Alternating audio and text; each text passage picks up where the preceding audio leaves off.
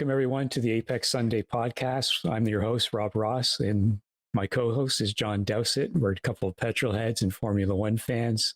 We're here to discuss the Sochi Grand Prix. John, how are you doing? I'm doing well. Well. Yes. I guess we should start off with Lewis Hamilton getting his century of wins. He got his century of poles earlier this season, so it was only a matter of time, as we said in the last podcast.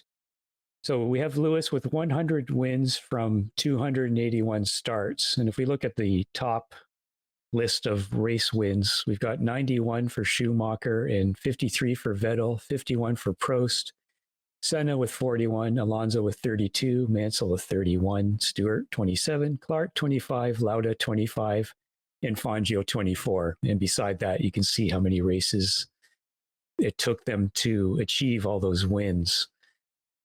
The obvious point I have to make is obviously the number of races is huge. Look at Schumacher, 308, Lewis, 281, Alonso, 329, Prost and Vettel, 199, 272, Mansell, even 188. So with Stewart, we start to see a decline in how many races they contested.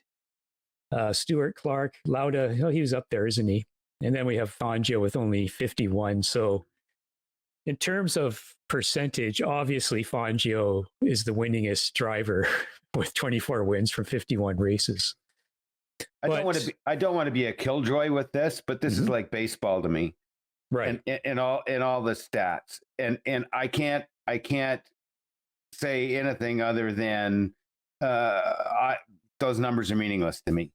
And the reason they are is because there's so many bizarre factors involved. All the races, all the new races. Can you give me any era where a team has ruled for 8 years, which Mercedes has done? No. Mm-hmm. And if we want to go back, guess what? Lucky Lewis was with them the whole time. Yeah, well, see, my response to that is it kind of reminds me of, well, Lewis had McLaren backing since he was 10 years old. No wonder he's won so much. But the thing is, he's had that backing because he can win and because he does deliver. And he has had teammates throughout that entire time. He's only been beaten once in terms of a championship by Nico Rosberg. So I do agree that, there are thousands of factors, different factors. The cars are totally different from, Stewart and Fangio and so forth.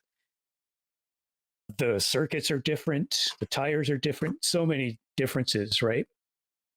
20 years from now, 30 years from now, when we're in the ground and everyone who's seen Lewis is in the ground and, whoever else, it's the stats and some of the stories that people will be listening to, be looking at, right? And you will miss the nuances for sure, but it's still a massive achievement, I think. Of course it is. Of course it is. Victories. You can't deny that, but at the same time, I think that if you put Jarno Trulli in Mercedes for the last 8 years, he'd be in the same position, or Alonso, or Hulkenberg, absolutely. Or what? I could probably name off 15 drivers.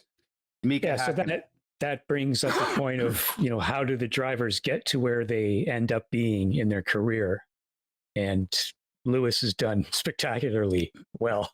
Alonso, in contrast, hasn't, in terms of Formula One teams that he's, can't really say they're bad decisions. I mean, some of these decisions are, you could say that Lewis moving to Mercedes from McLaren, people were going, well, what are you doing? They're not a very good team at this point, but he saw what was going to happen, right?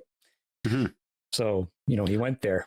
I think it also plays into the fact that this is a team sport, and somebody like Alonso, who has a reputation for being a team wrecker.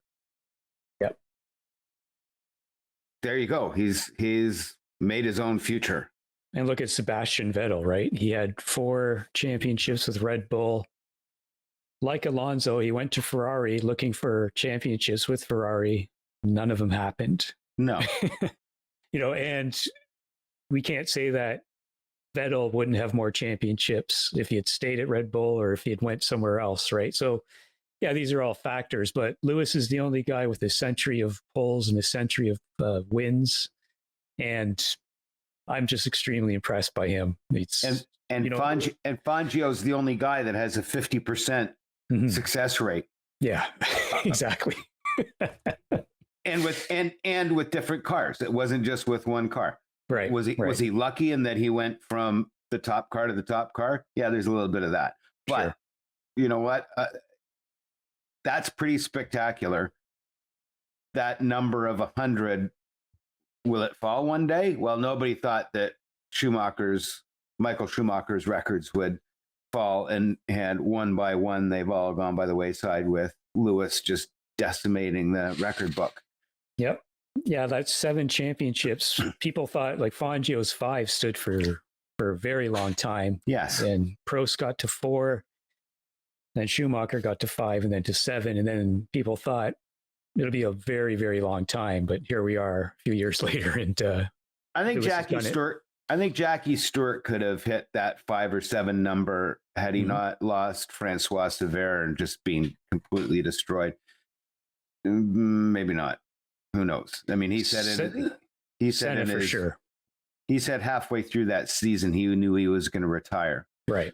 But if he'd had a Ron Dennis or I don't know, another team leader that would come in and said Toto Wolff that would have come in and said, "Come on, let's go for another one. You can do it." I think he had it in him. Yeah, if Senna had survived, he would have won more championships. Absolutely. Obviously. So, and Schumacher less. Hakkinen as well. Yeah. So it's still, a massive achievement, but it also speaks to, we stand on the shoulder of everyone who's come before us, and the changes in the sport are massive. Jackie Stewart retired because of the atmosphere at the time, and he didn't want to race in that environment anymore, and that's 100% understandable. Lewis and the modern drivers, completely different environment. Yes, there have been a few deaths, but nowhere near as many as there used to be. Not to say that that makes any difference to the experience, although you experience it more often when you were Jackie Stewart, right? So, and then the reliability of the cars is completely different and almost 100%. It's really quite astounding. And also we have more races. And then the other thing is you can never really compare points because the points are awarded differently throughout the ages as well. Yeah. So, but, Lewis has delivered throughout his career. He's been supported, but he's justified that support, and he's given back what he's taken from them, and good on him. Really good achievement. What's kind of funny now that I look at Lewis and I admire Lewis for his capabilities, and is he the greatest race driver of his era? Probably. Yeah, probably. Yeah. And I look back and I think, you know what? I despised Senna at the beginning of his career, and then learned to love the guy just for his unbelievable capability. And there are a few other drivers like that. Ironically, Michael Schumacher is not one of them, where right to the very bitter end, I just thought he was, I didn't appreciate him. Let's put it that way. Right. Yeah. Right. Yeah. Yeah. And I've always been a Prost guy, and a lot of people can't stand Prost. Yeah. I'm not a Prost fan. I mean, if you can't race in the rain and you're going to park your car because it's raining out, really take up tiddlywinks, go bowl. Ironically, he went on to do some ice racing after F1. Yes. Yeah. Yeah. Yeah. So let's move on to, sorry? Yeah, but ice racing is a completely different game. It's everybody's in the same boat, and I don't think that there's a problem with aquaplaning. We've got one of our subscribers who is an multiple ice racing champion. And talking to him about ice to rubber versus rubber to ice is quite interesting, and watching him race is just spectacular. But anyway, what do they race? What kind of cars? Oh my God, absolutely everything. absolutely okay. everything. Yeah. He started off with Volvos, and I think he's racing an MR2, Oh yeah, a Mark 1 MR2 Mark One. in steeled ice. Yes. Hmm. Yeah. So the parking brake is in use a lot. I don't think so. No, they don't do it that way. It's a hell of a lot faster than that. Like it's Oh, yeah. okay, right. Yeah. So it's different than me in the winter taking my car to an empty parking lot and putting a parking brake. Maybe the rubber to ice, but most of these guys prefer rear-wheel drive cars, so they're you can steer with the loud pedal. Right. Mm-hmm. All right, so let's move on to Sochi and qualifying. And before we talk about this, what do you think of this circuit, John? Yeah. Yeah, me too. It's being replaced in a couple of years. So we have one more race there next season. And then the season after, there's another circuit. It's also in Russia. Hopefully it's better because this circuit, not very nice, I don't think. If it's a new circuit, the odds are it's going to be trash. The only nice new circuit that's come on board in the last, 20 years maybe is I hate to say this, but in Texas. Circuit of Americas for sure. Yeah. And it's a beautiful track. I love that track. Yeah. But that's the Americans standing up and saying, this is the track we're going to build. Whereas the rest of the world is building these monstrosities that are, it would have been interesting if we'd went back to Turkey. I just don't remember. I remember the drivers really liking that circuit. Mm-hmm. So that was another good circuit. And I would also say Sepang in Malaysia. They don't race there anymore. No. They still do in MotoGP. And that's a nice circuit as well. Very, very, very long and large and almost, it's a bit flat, a little bit of elevation, but it's kind of a combination of a new circuit mixed with the old. So I quite like that one. But let's talk about qualifying.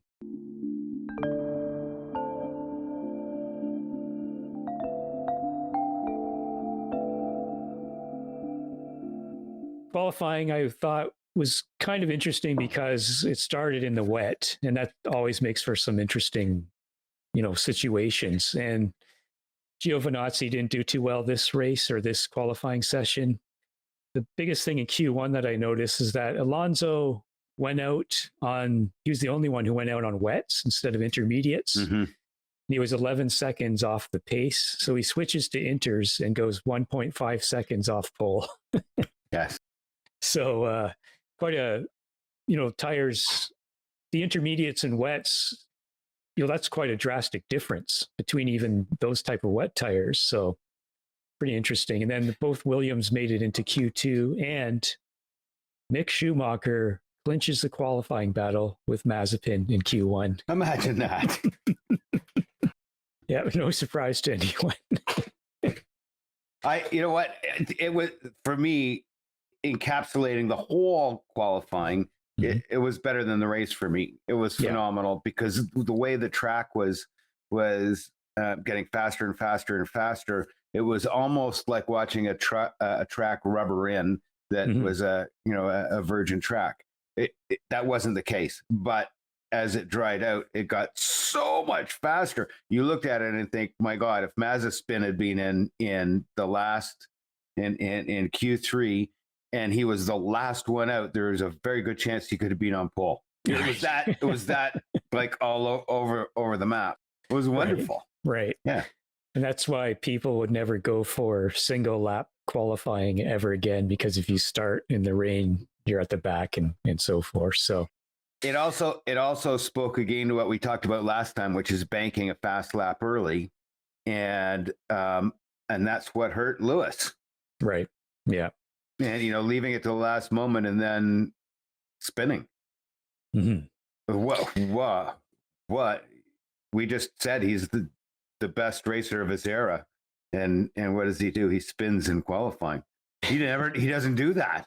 But it took me aback because it made me realize just how good he is that he doesn't do that. Mm-hmm. Yeah, and we saw Stroll. He always does well in the wet, which I find interesting. Why? There's drivers who usually do very well in the dry, and then they have mixed wet results. But with Stroll, it's good in the wet, mixed dry results. I don't know. I think that all that tells me is that it's his confidence level. Mm. And now he's and it's so true. When it rains and you're in an inferior car, it just boosts you up so high because you can say, hey, this is a great equalizer, and this separates the men from the boys. Right. They can't get their power down. We can't get our power down, but we don't have their power. So we've got a perfect chance. Right. And then it's sort of chutzpah. It's sort of like those young bucks that we're watching that are willing to do the crazy things, and it gives you the ability to do that, I think. Right. Well, obviously the biggest story in qualifying is Russell getting his first pole position. I also thought it was funny that both Sainz... You mean Norris? Norris got his first pole. Sorry, Norris, yeah. Russell got into Q3 again. But Sainz and Lewis spin, but they still start in the first couple rows. So that, goes back to your point about like the craziness of qualifying. And Crofty said, just like I just made a mistake and mixed up Russell and Norris, Crofty said that Sainz is Lando's teammate during qualifying, but that was last season. And yes, he said that Russell will be driving for Mercedes next week, but obviously he meant next season. He was pretty excited this week, wasn't he, Crofty? He was over the top. Yeah. So yeah, I hope that he continues with these mistakes, because I'd really like to see him move on, right, and cover horse racing or something, because they like that kind of yelling in those sports. Okay. Yeah. Yeah. So I was really looking forward to the race in a sense because of the qualifying and Max being at the back and so forth. But let's start and talk about the race.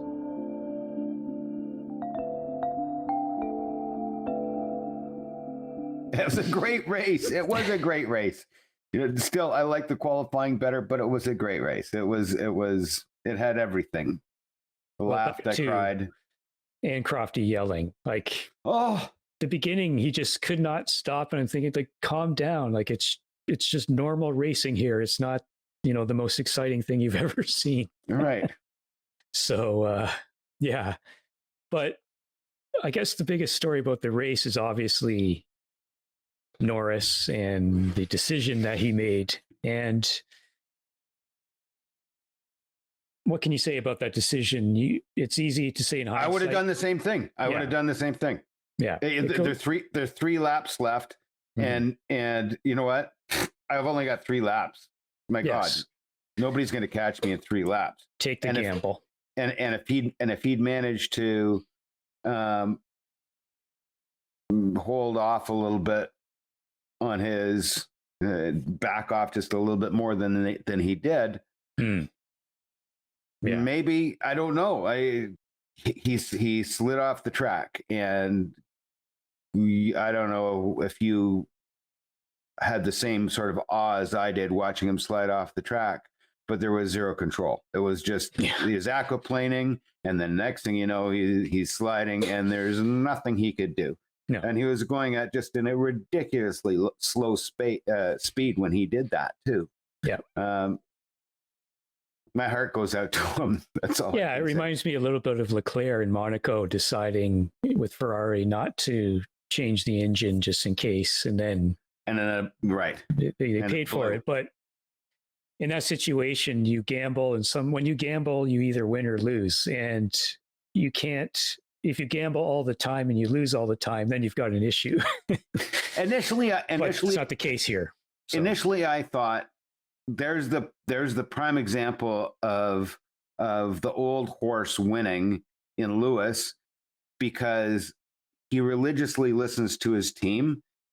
And if you look at the odds, if you were to put on a chart, 90% of the time, the engineers in the team strategy is better than his. Mm-hmm. And when it doesn't work, he's perfectly welcome to, say our team screwed up and blah blah blah, and be a little girl about it, and everybody's fine with that. But guess what? He still listens to the team. Yeah. And they said that they called him in and he said, no, I'm going to stay out 1 lap. And then during that lap that he stayed out, they persuaded him to come in, and he listened. But Lando, on the other hand, I listened to the radio, so maybe I didn't get it all, but it was like they were putting it in his. Well, yeah. They weren't saying, get in here and change your tires. No, they did not. And you contrast that with Ricardo's radio conversations with McLaren, and they're completely different. They're very calm. And he's just, I think we should do this, and we think you should do that. And they did it. And Lando, they left it up to him. But I admire him for taking the risk. It just didn't pay off this time. That's all there is to it, So, and then Lewis gets his 100th win, and then astoundingly, even though it happens so often, we have Max Verstappen from the very back coming in second place. Phenomenal. Bizarre. And then Sainz, I thought during the race that he had screwed up because he was down the field, but he managed to get a podium again. So that was good as well. Although he felt he could have won, but most drivers, when they're close to victory, think they could have made a couple of decisions that would make them win. Watching the start of the race, it was a given that he was going to go into corner 1 ahead of everybody, or it could have possibly even been Russell going into corner 1 first, because the toe is so important at that track. It's so long. What it is, it's almost a kilometer to the first corner. I forget what it is. It's something like 890 meters or something. You go around the corner and then there's another straight, basically. Right. So they got that toe, and initially I was thinking, what about all the guys in the back? But they're all getting the same toe. So this is just the guy at the front that gets messed up, right? Yes. Yeah, it's probably the worst pole position circuit you can have there. Right. And, Bottas didn't do well for a change. What was he driving? And there was a lot of bad pit stops this race as well. Yes. So, it's just crazy. And Alonso was right up there. That's a nice result for Fernando Alonso, coming in 6th.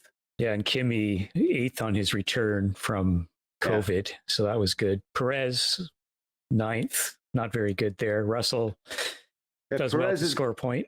If Perez is in the same car that Verstappen is, and Verstappen comes from the very back and finishes 2nd, and Perez, where did Perez start?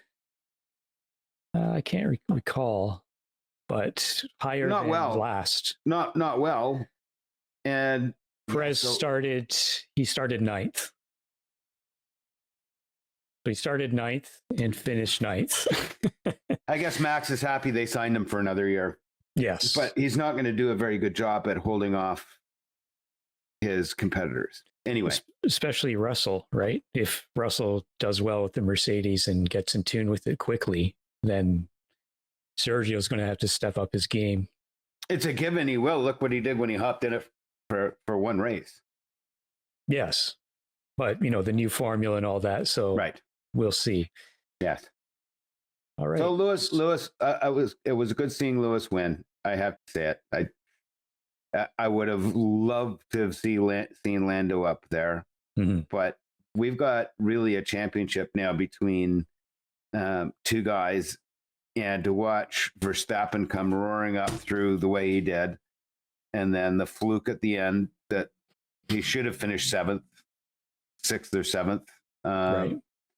But that's incredible. And then we've got the race for 3rd, and the race for 3rd is as big as anything else. And I still think that Lando has a very good opportunity to take that. And Sainz could be 4th, and Bottas could be 6th or 7th. Yeah, Perez and Bottas, one of those should be 3rd, but they're probably not going to do it. They're not. No. So how would you rate this race? I'm giving it a 5. I think I was less impressed than you were. What about you? I'm the same. I'm going to say it was about a 5. for the most part, I expected a little bit more action, a little bit more seeing driver skills in the wet. Yeah, it's the usual sort of, there's a kind of a Formula One race where it's bookended, where the start, pretty interesting, the end, pretty interesting, the middle, just a bunch of blank pages, basically. Very NASCAR. Yeah, very NASCAR. So it was kind of like that. And what about driver of the race? Well, that's a really tough one for me. Really tough one for me because Norris won the official driver of the race. Yeah, but that's out of sentiment. I'm gonna have to go with Max. Yeah. I'm gonna have to go with Max or Lewis. Still, both of those guys did a staggering job. Yeah, it's hard to say, isn't it? The top three were all really, really good. I'm going to go with Lewis though, because he got more points than Max. Max did spectacularly from the back, obviously, but I don't know. Lewis is challenged this year, and he's responding well. So I'll give it to Lewis. And yours is Max then? Yeah, I think so. I mean, the man started last, and he is in the second spot. Yeah, pretty incredible. It's pretty incredible on a track that it's hard to pass. Yeah, absolutely. They're all hard to pass, but yeah. All right, so let's go on to the news.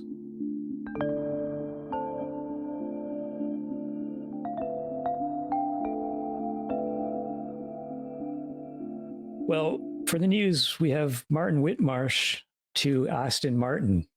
So the former McLaren genius.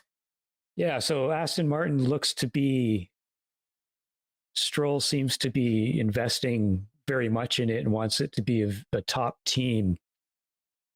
So I'm very interested to see if that can be the case, sort of like a Williams used to be, where an independent person comes in, runs a team. Obviously, they've got money, where Williams ran out of money, but still have a customer engine, but that's fine. Again, Williams used to win with Renault engines. They didn't build the engine. They won championships. McLaren as well. So, that's the kind of team he seems to be setting up, and getting Whitmarsh, I think, is a good decision. I don't know Whitmarsh's record very well, but he seemed to be a manager and a guy that people responded well to, but Ron Dennis eventually didn't care for him, as far as I understand it. So that's why he left McLaren. I read the Ron Dennis book, and I don't think whether he likes somebody or dislikes somebody carries any weight whatsoever, because the guy's an absolute, whoa, there's a character. I know. Martin Whitmarsh, on the other hand, is responsible for some really, really spectacular things. Okay. And I sort of look at Ron Dennis as somebody who had horseshoes. The guy, he's sort of like Bernie Ecclestone, can't do anything wrong. Bernie Ecclestone was up on hundreds of millions of dollars of tax fraud charges, and he just walked away from it. Yeah. I mean, the guy's got, and whereas if we owed the government $5, they'd be trying to put us in jail or something. Right. Like all the guys in jail for 20 years on weed charges. Yeah. Yeah. So Whitmarsh is a great signing then. Oh, huge. Yeah. It shocked me. They're lining it all up, aren't they? I mean, they're getting the tall foreheads in there to get this thing working. So should be interesting. Maybe that's why when I heard that news, I thought of Mercedes talking him from McLaren to come to Mercedes, and maybe Stroll said to Vettel, look at what we're going to build. But Vettel is a lot older than Lewis was, so I don't know how long Vettel will stay around for. But anyways, I think he's probably enjoying being in that kind of team at the moment, not sort of an established team where he's expected to win the championship right away. So there's got to be a great deal of satisfaction in taking a fresh vehicle or a fresh race car and developing it. And what a better guy to do it than Vettel? Yeah, especially with his record too. And I can see Lewis doing that. I could see Lewis stepping down to to a lower team just so he can experience that again. It's got to be stressful as hell for him to be at the front for all those years and all the pressure. And I'm surprised. I'm surprised at his demeanor. It's got to be. It does. It adds up because Mika Hakkinen, he just said after his second, he just said to David Coulthard, "Okay, it's your turn." It's so exhausting mentally. So to do it, he's trying for his 8th this season. So that's these repeat champions. That's why they're probably repeat champions as well, because they have that medal to them to go on and on. So very impressive. There was a good thing in the Schumacher Netflix debacle where the Hallmark documentary. Oh my God! But there were a few nuggets in it. One was when he was first signed, and they were sitting in a cafe with millions of people walking around, and nobody even noticed them. And he said, 2 weeks later, his life was finished for that. Yes, absolutely. Yeah. And they implied that he was a very private guy, whatever that means, I guess. Not comfortable with the celebrity. Like his son seems to be far more comfortable with that kind of thing. He's a little reserved still, personality-wise, I think, but he's definitely not sort of as tight as Michael was. But we'll talk about that documentary in a separate podcast. It's going to be hard to rewatch to talk about, but